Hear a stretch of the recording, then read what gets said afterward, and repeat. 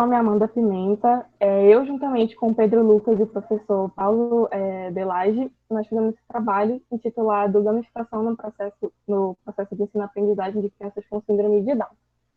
A síndrome de Down é uma alteração genética no cromossomo 21. Ao invés de 2, o portador ele vai ter 3. E esse excesso de material genético vai determinar as principais características desses portadores, como um rosto mais arredondado, olho mais puxadinho, parecido com dos orientais, as mãos vão ser menores, os dedos mais curtos, e dentre várias características vai ter o prejuízo cognitivo. Então, é pertinente o desenvolvimento e a procura por facilitadores desse processo de ensino-aprendizagem, o que nos leva à gamificação, que motiva comportamentos e facilita o aprendizado nas mais diversas áreas, incluindo na educação em si.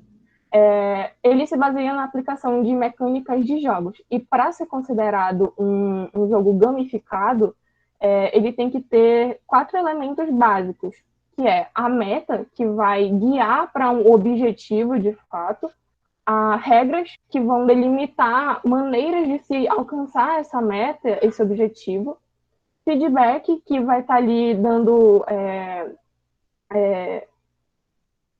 vai estar ali atualizando o jogador de como ele se encontra, se ele está indo bem, se ele está infringindo as regras, etc.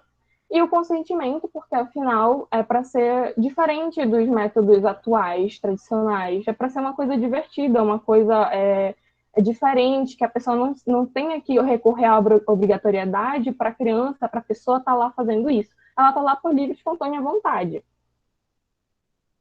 Nosso objetivo com esse trabalho foi analisar trabalhos sobre gamificação no processo de ensino-aprendizagem de crianças com síndrome de Down, buscando identificar a sua eficácia. É uma revisão integrativa de literatura, composta por 6 etapas, que é a identificação do tema e seleção da questão de pesquisa, estabelecimento de critérios para inclusão e exclusão de estudos e busca na literatura, coleta de dados, análise dos mesmos, discussão dos resultados encontrados e a apresentação da revisão.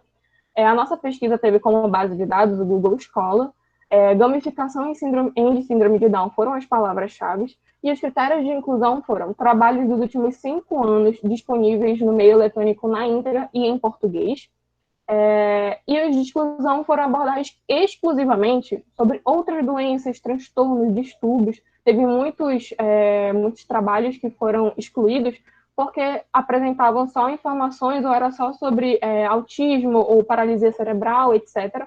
Não ter relação com gamificação ou com o processo de ensino-aprendizagem, que vai indo contra o tema do trabalho, e trabalhos repetidos. Nos resultados, após ir na base de dados, no Google Scholar e tal, botar lá as palavras-chave e adicionar os critérios de inclusão, a gente achou 113 trabalhos, nos quais 104 foram excluídos, 47 foram porque não tinham nada a ver com síndrome de Down, 11 era porque não encaixava, não era sobre a gamificação, 24 porque não tratava sobre o processo de ensino-aprendizagem, 19 não tinham absolutamente nada a ver com o tema e 3 eram repetidos. 104 excluídos, sobraram 9. Desses 9, após a leitura do resumo deles, a gente selecionou 5 para ler na íntegra, e depois da leitura na íntegra desses 5, a gente selecionou 4 para compor essa revisão de literatura. Lendo os 4 artigos, lendo os 4 trabalhos, analisando, a gente chegou a gente evidencia a existência de softwares facilitadores do processo de ensino-aprendizagem em crianças com síndrome de Down, o uso de aplicativos educacionais nesse ensino e o uso de tablets como um meio para se alcançar, para se chegar a esses softwares e jogos educacionais. Sobre essas estratégias, né, os softwares e os aplicativos.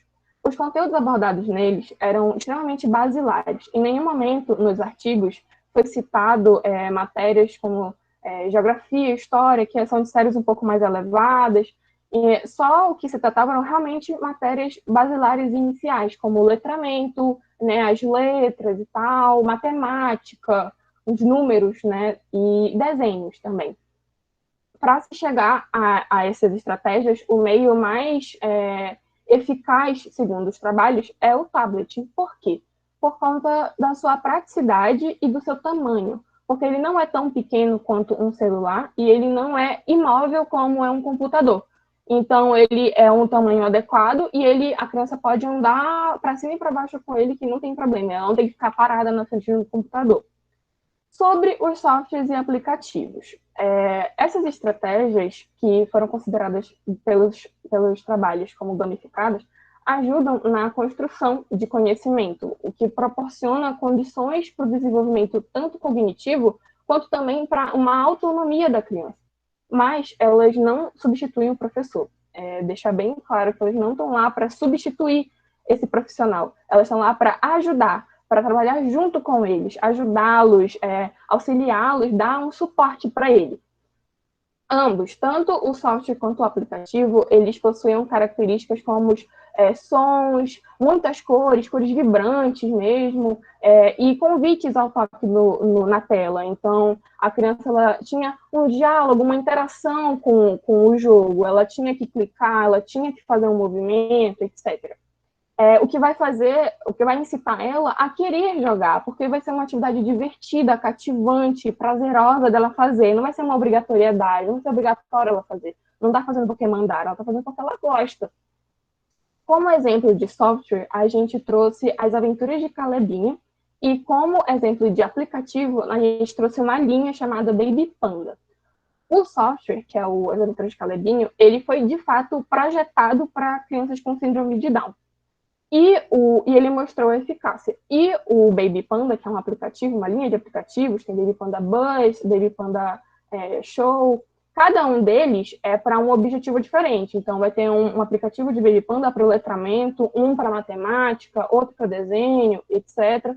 E ele não foi projetado para crianças com síndrome de Down, mas, segundo os trabalhos, ele teve sim uma eficácia. Os professores, eles usam mesmo essas técnicas com as crianças. Os dois, tanto o Baby Panda quanto o do Calebinho, eles, lá na introdução, eu citei 4 elementos que eles tinham que ter para ser considerado jogos gamificados. E os dois apresentam essa estrutura, esses elementos. Como, por exemplo, o Calebinho. A cada módulo, ele tem um objetivo, que é desbloquear uma coleguinha para o Calebinho. E, para isso, ele vai ter que enfrentar uma missão, que são atividades, mas é chamado de missão. E no início dessa missão, ele vai ser alertado sobre a regra, que não pode errar 3 vezes, no máximo 2. Na terceira, ele vai ter que voltar tudo de novo e ele vai ter falhado nessa missão, mas ele pode tentar de novo. E também, a cada pergunta que ele vai acertar ou que ele vai errar, vai dar um feedback. A cada pergunta vai aparecer uma animaçãozinha na tela, falando parabéns, você acertou, ou não, tente na próxima, ou dando a resposta correta, né, orientando e tal. E caso ele erre 3 vezes, aparece lá uma animaçãozinha dizendo que ele infringiu a regra e tal, falando que de fato ele falhou nessa missão. E é um jogo divertido, é um jogo que a criança não está sendo obrigada a jogar. Ela gosta de jogar, porque é divertido, é colorido, é um joguinho de fato. Então ela está jogando ali porque é prazeroso para ela. Considerações finais. A gamificação, de fato, é uma grande aliada no processo de ensino-aprendizagem. E, segundo os trabalhos, pela leitura, os softwares e os aplicativos são as estratégias gamificadas mais utilizadas para facilitar o ensino dessas crianças, por meio dos tablets, que, de fato, são ótimos para isso, de fato, são muito bons, mas não é de fácil alcance para todo mundo, não é uma coisa de boa, eu tenho um tablet aqui. Então, ele vai ser inacessível para a maioria das pessoas, para a maioria dessas crianças, para a maioria desses professores. E também, como já foi dito, não tem uma continuidade do conteúdo. Realmente, são só nas séries iniciaizinhas, bem, bem primárias mesmo. E quando a criança passar dessas séries, não tem, por exemplo, agora, nos trabalhos, não tem nenhum que facilite o ensino da história, da geografia, etc. Então, é necessário tanto o desenvolvimento de estratégias gamificadas para esse público, que não precisem de um meio eletrônico para ser exercida, para ser chegado e tal, quanto também é necessário a atualização dos que já têm, a atualização dos conteúdos, porque a criança não vai ser criança para sempre. Ela vai ser criança, depois ela vai ser adolescente, depois ela vai se tornar uma adulta. E aí esse facilitador vai ficar só no início? Não, ele tem que acompanhar todo esse trajeto dela. Então, é importante que haja essa atualização para, de fato, esse ensino, esse facilitador, ele ser eficaz em todo o período, todo o progresso dessa pessoa. Essas são as nossas referências. Eu espero que vocês tenham gostado. E é isso.